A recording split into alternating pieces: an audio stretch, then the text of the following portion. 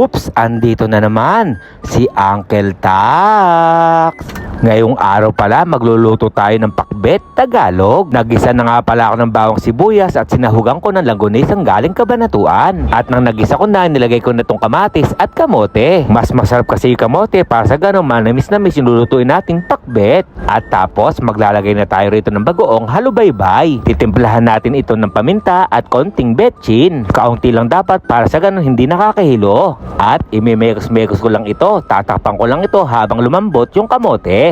Malasa talaga ang gulay, masarap na, masustansya pa. Kaya sa mga kababayan ko rito, gayahan nyo na itong luto ko. Para balansin naman yung lasa, mag-a-add tayo rito ng kalahating lemon. Kaya kapag naluto ito, sigurado mabubusog na naman yung Uncle Tax nyo. Nung lumambot na nga yung kamote, ilalagay na natin itong mga gulay. Ito nga pala yung talong, sitaw, okra, ampalaya at sili. At hahalo-haluin ko lang ito at syempre tatakpan. Para sa ganoon, mabilis maluto. Mag-a-add nga rin pala ako rito ng alamang. Ang gamit ko nga pala ay UFC ginisang bagoong. UFC, baka naman. Nagbibigay din kasi ito ng linamnam dito sa niluluto nating pakbet.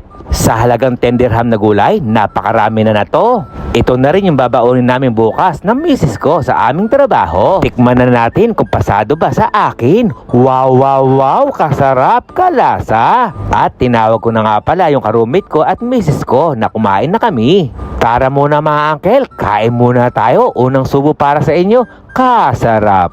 Hindi siya overcook, malutong-lutong pa yung mga gulay. At yung sahog na langgonisa, lalong sumarap yung pakbet. Kasarap, kalasa.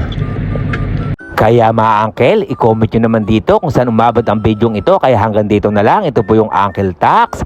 Ingat!